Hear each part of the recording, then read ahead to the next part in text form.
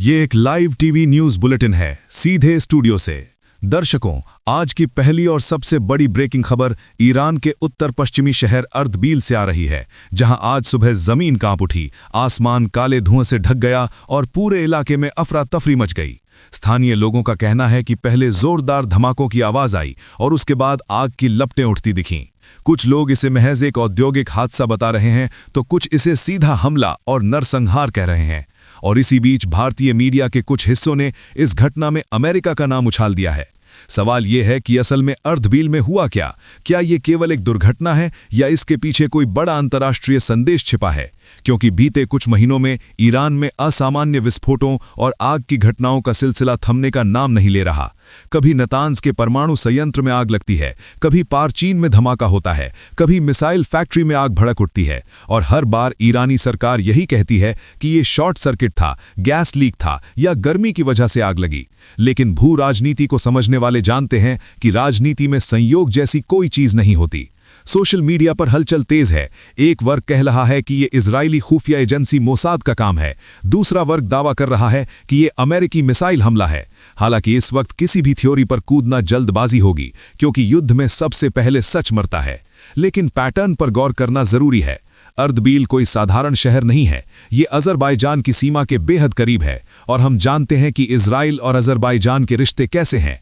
ऐसे में ये सवाल उठना लाजमी है कि क्या सीमा के जरिए ड्रोन हमला किया गया या फिर ईरान के अंदर कोई स्लीपर सेल सक्रिय है। स्थानीय सूत्र बताते हैं कि धमाके के बाद पूरे इलाके को सुरक्षा बलों ने घेर लिया। घंटों तक धुआं उठता रहा। अगर यह सामान्य शॉर्ट सर्किट होता तो इतनी गोपनीयता क्यों? इसे दुर्घटना बताकर ढकने की कोशिश क्यों? मेरा विश्लेषण यही कहता है कि ओमान में अमेरिका और ईरान की बातचीत के तुरंत बाद इस तरह का धमाका होना सामान्य संयोग नहीं है। ये एक संदेश हो सकता है। ये उन लोगों को चेतावनी हो सकती है जो बातचीत की मेज पर बैठे हैं कि अगर हमारी बात नहीं मानी तो तुम्हारे घर में आग लगाने में देर नहीं लगेगी। दूसरी तरफ यह भी संभव है कि यह ईरान का कोई गुप्त परीक्षण था जो बिगड़ गया और अब उसे छुपाया जा रहा है। लेकिन अंत में नुकसान किसका हो रहा है? आम नागरिकों का, जो उस काले धुएं के नीचे सांस ले रहे हैं। और अब हम आते हैं दूसरी और सबसे गर्म खबर पर, समंदर से, जहां हालात उबाल पर हैं। एक तरफ अमेरिका का गर्व, उसका विशाल विमान वाहक पोत यूएसएस अब्राहम लिंकन।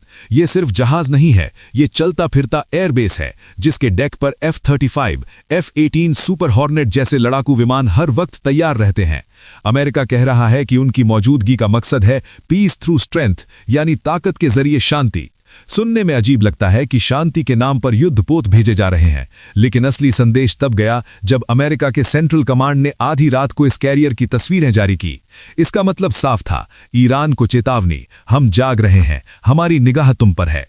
और ईरान चुप बैठने वाला नहीं है। उसे पता है कि सीधे टकराव में इस विशाल पोत से भिड़ना पागलपन होगा, इसलिए वो अलग रणनीति अपना रहा है।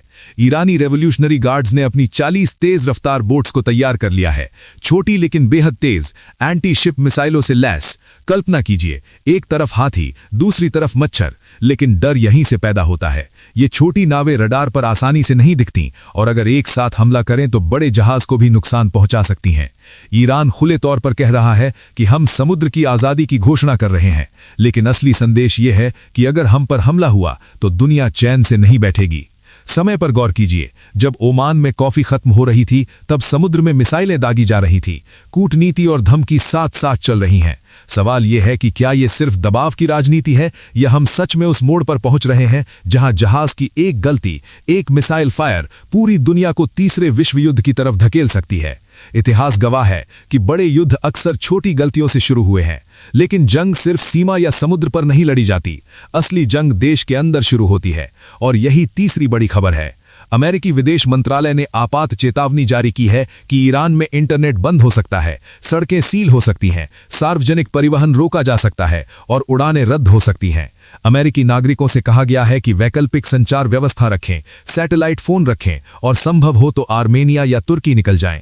सवाल उठता है कि कोई देश इंटरनेट कब बंद करता है, मोबाइल नेटवर्क कब रोकता है। इसके दो कारण होते हैं, या तो सरकार के खिलाफ बड़ा आंदोलन है जिसे मीडिया से छुपाना है, या फिर सेना कोई बड़ी कार्रवाई करने वाली है जिसे सैटेलाइट और जासूसों से छुपाया जाए।